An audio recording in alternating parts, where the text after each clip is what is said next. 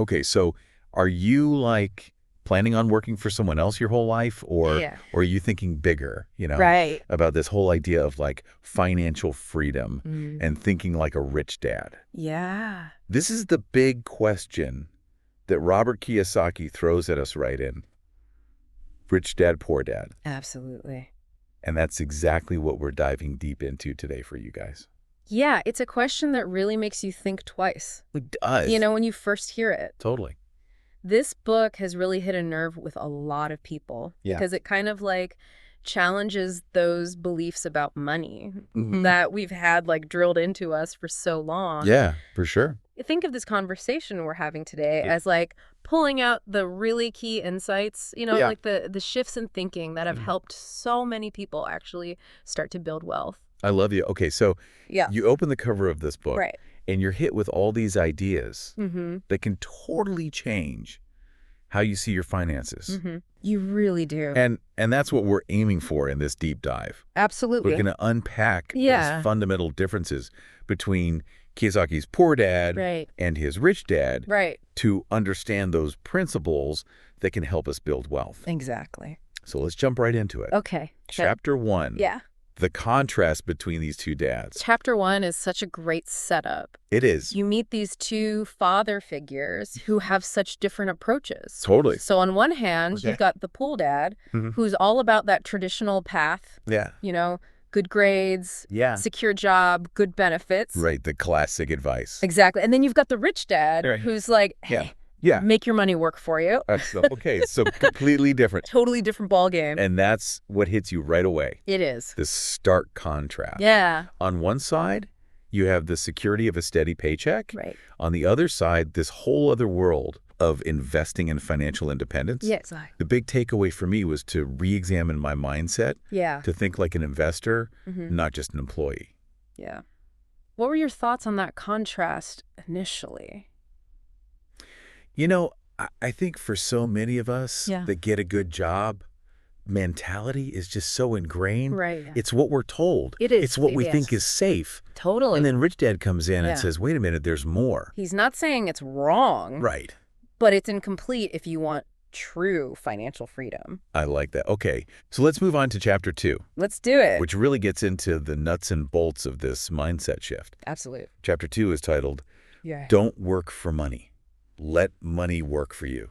That title's the whole point right there. It is so powerful, right? It is. And we talked about the poor dad Yeah. being stuck in this cycle Right. of earning and spending, living paycheck to paycheck. Yep. That's a lot of people. So how does the rich dad's approach differ? So the rich dad is all about flipping that script. Okay. Instead of always trading your time for money, he says invest your money in things that generate more money. So it's like creating little rivers of income Exactly. that keep flowing, Yeah. whether you're working or not. Passive income. And I think it's important to say, Yeah. this isn't about quitting your job tomorrow No, not all. and just living off investments. Right. Especially when you're just starting out. Right. The first step is to start learning Yes. about passive income Absolutely. while you're still earning. That's the key.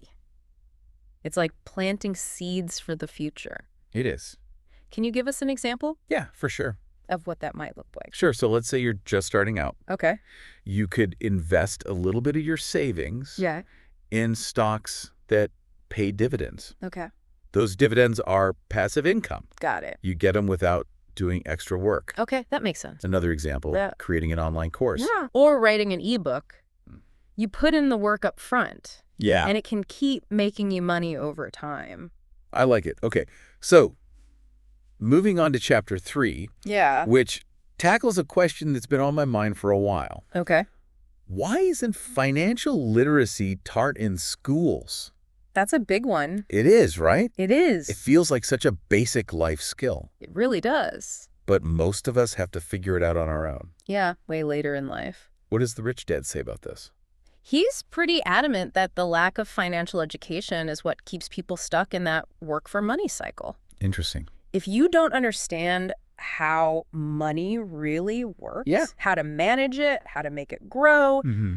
you're always going to be reliant on that paycheck. Right. And this goes against what the poor dad believes, No. which is that earning more money solves everything, Yeah, just get a raise and everything's fine. which is tempting to think. Oh, for sure. But the book argues that's not really true. Right.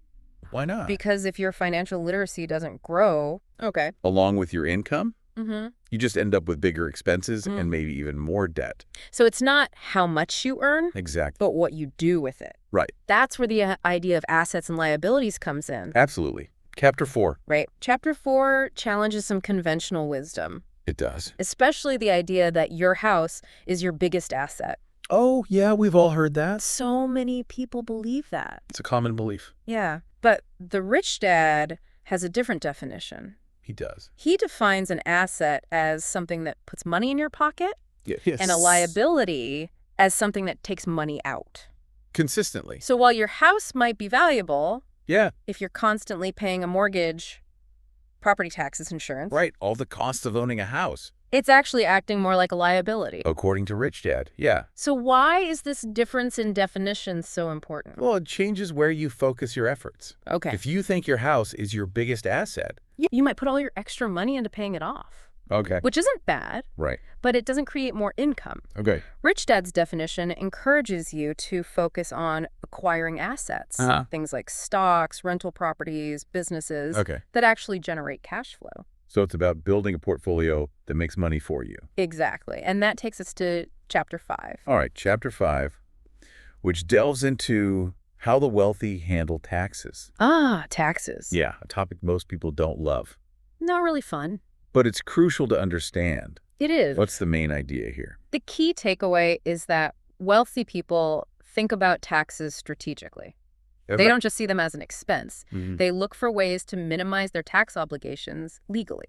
So they're using the system to their advantage. Exactly, through business structures and investments Okay. and taking advantage of tax benefits. And this contrasts with the poor dad's perspective, Totally. where taxes are just something deducted from your paycheck. Yeah, you just accept it. So the rich dad is saying, learn about tax laws Yes. and use them to your advantage That's the idea. by starting a company or making certain investments. Absolutely. It's about financial intelligence Yeah, it is. and seeking knowledge in these areas. Yes. It's not about avoiding taxes illegally. Yeah. It's about structuring your finances Right. to legally minimize your tax burden Exactly. So you keep more of what you earn. and grow your wealth faster. That's right. This leads us to chapter 6. Okay. Chapter 6, where we get into how the rich actually make money. Right. And the big idea here is work to learn, not to earn. Now, this really challenges how we think about jobs. It does, right? It really does. It's so different from the traditional view. Yeah. What's the rich dad saying here? So the poor dad is all about job security Mm-hmm. and a steady paycheck. Yeah, which is understandable. Absolutely, especially in certain situations. But the rich dad says, look beyond the immediate income. Yes. Seek out opportunities to learn valuable skills. Even if the pay isn't great at first. The idea is those skills will pay off later, Exactly. opening up better opportunities. Right, it's a long-term perspective. So instead of just climbing the corporate ladder Yeah. for a slightly higher salary, Yeah. find roles or even side projects where you can learn new things, develop different skills, Absolutely. and potentially find new ways to make money. It's about diversifying. Right. So don't rely on just one income stream. Exactly. Explore different avenues. Yeah, it gives you a safety net. Okay. And finally, chapter 7, Okay. which tackles the mental barriers to financial success. Ah, the mental game. Yeah. Fear and excuses. So important. This chapter addresses those thoughts that can hold us back. Mm-hmm. Things like, I don't know enough to start a business. Right. Or I don't have the money to invest. Your classic excuses. Or what if I fail and lose everything? We've all been there. And the rich dad's response. He's pretty straight up. He is. He says letting fear and excuses control you will prevent you from building wealth. Okay. He knows risk is part of it, Yeah. but the wealthy learn to manage fear and take calculated risks. So it's about taking action, even when you're uncertain. Exactly. That's the key difference. So for you, the listener, Yeah, are you going to let fear keep you where you are? right. Or are you going to take action? It's a big question. It is. And as we wrap up, Yeah, we come back to that fundamental decision. absolutely, that fork in the road. You have a choice. You do. Do you follow the poor dad's path, Okay. seeking a secure job Mm-hmm. and potentially facing financial constraints? Yeah, that's one path. Or do you embrace the rich dad's mindset Right. and work towards financial freedom? Financial freedom and building wealth. So as you reflect on this deep dive Yeah. into Rich Dad, Poor Dad, Mm-hmm. I want you to think about what stood out to you the most. Right. What was your biggest takeaway? And even more importantly, Yeah. What's one action you can take today? That's it. One small step. To start shifting your financial mindset. Even if it seems tiny. Exactly. Yeah. Maybe it's researching different types of assets. Okay. Or looking into passive income ideas.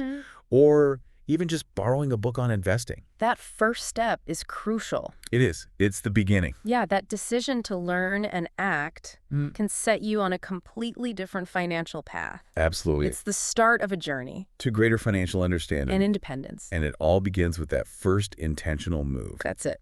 Well said. Thanks for joining me on this deep dive. My pleasure. Into Rich Dad, Poor Dad. Great book. Until next time. Take care. Keep learning and keep taking action. Absolutely. You got this. You do.